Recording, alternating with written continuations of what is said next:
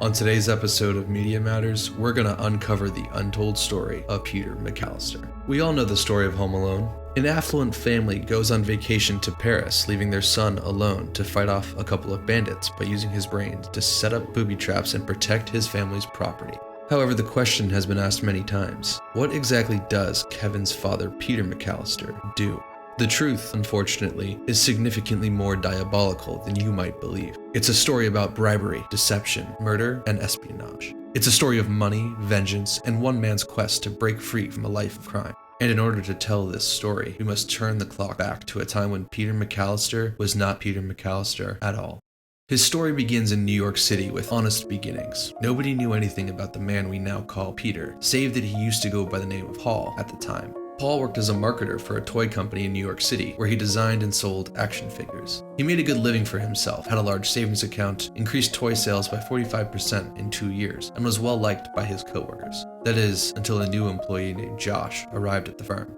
Josh was able to play the corporate political game so well that he was able to dispose Paul as the head of marketing, leaving him unemployed. Destitute and desperate to make ends meet, Paul adopts the alias Warren Vandergilt and uses his enormous savings and in-depth knowledge of the toy industry to place a large investment on Hasbro stocks right before the holiday season. This allowed him to rise through the ranks of the well-to-do 1% and purchase a property in the Hamptons. He was able to build a name for himself using the Vandergilt identity, and he maintained the ruse for many years, raising 2 daughters and leading a life that most would consider successful. He even started an annual charity event that included a fashion show to raise funds for the less fortunate, but when the money ran out, he had little choice but to resort to criminal activity. He started kidnapping the daughters of wealthy millionaires in the Hamptons and funneling the money into a private account through charitable donations until 2 undercover FBI agents were able to expose his scheme at his annual charity fashion show. Warren attempted to shoot and kill numerous agents and bystanders in his attempted flee, but he never made it out.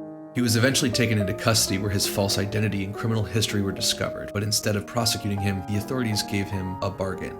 As a double agent, he would use his understanding of money laundering to infiltrate the Soprano crime family in New Jersey. They'd wipe the slate clean and give him a new identity, allowing him to keep the money that he had taken in exchange for a new life as a New Jersey cop who'd set up the Sopranos in a clever sting operation under the alias Vinny McKazian. He grew close to Tony Soprano during his undercover assignment with his new identity, but his criminal past got the best of him once more, and a man who was supposed to impersonate a corrupt cop actually became the same thing that he swore against. As Tony's ally, he obtained more authority and status than he ever had as an undercover cop, and the double agent became a triple agent for Tony Soprano. He began collaborating closely with Tony's henchmen, leaking intelligence to the mob to help keep their operations hidden while submitting false information back to the FBI. Money, prostitutes, violence, all of these sensual pleasures, all of these vices got the best of him. When the cops finally discovered his double crossings, they arrested him and planned to accuse him not just for the racketeering and corruption he did under the identity of Vinny, but also for his white-collar schemes from his previous life, and it all became too much for him to handle.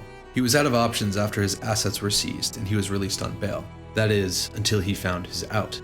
He had learned about a new case that the CIA had recently closed, the case of a crime lord who headed the Shadow Company, a criminal organization that sold heroin. The crime lord's name was Peter McAllister. After a confrontation with police agent Roger Murtaugh, Peter perished in a car explosion, leaving behind millions in an unclaimed and untouched offshore account. Our corrupt anti-hero of this tale, Paul, Warren, Vinny, or whatever his real name was, hurled himself off of a bridge in an attempt to fake his own death and escape the FBI's hands. And with that, the case against Agent Vinny McKazian was ended as he was proclaimed legally dead. However, the man behind the name would flee to Chicago where he would begin a new life as Peter McAllister, obtaining access to all his undocumented funds in the process.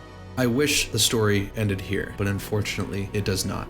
Following the demise of the Soprano family, one of Tony's minions, known only as Harry, learned that a man resembling Vinny was residing in Chicago, and he traveled there on the Sopranos' orders to confirm his identity. A separate source alerted the man that we know as Peter, who attempted to flee the country with his family to Paris under the cover of holiday travel before being identified. But disguised as a cop, Harry arrived at the McAllister family house the day before their travel and successfully ID'd Vinny as living under the identity Peter McAllister. Knowing the fate that would befall him if they didn't run quickly, Peter rushed his family out the door and flew to Paris. But there was one thing he forgot: his son, Kevin. You're probably aware of what happens next. Kevin foiled Harry and his fellow thug Marv's attempt to infiltrate the McAllister home, but you're probably unaware of the why behind all of it. To disguise the attempted assassination, Harry and Marv broke into many other homes in the neighborhood, hoping that when they finally got to Peter, it would appear to be a burglary gone wrong. Whether Kevin was raised as a hitman by his criminal father and used his skill set to protect his home, or he was merely an innocent youngster with a superior knowledge of booby traps wanting to save Christmas. That I leave for you to decide. But in either case, the truth about Peter McAllister's identity is clear. On the surface, he appeared to be a regular, well-to-do Chicago suburban trying to provide for his family. That image, however, was a masterfully manufactured hoax by one of the world's greatest criminal masterminds.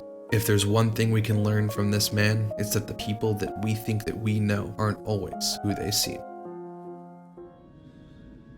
But when I have to do something, I do it. I always do whatever comes next, no matter how difficult it is. Thank you for tuning in to my latest video. Obviously, this whole thing is a joke, but figured I'd give you something entertaining before I disappear for a couple weeks until the new year. I'll be back in January. So anyways, enjoy this and rest in peace, John Hurd.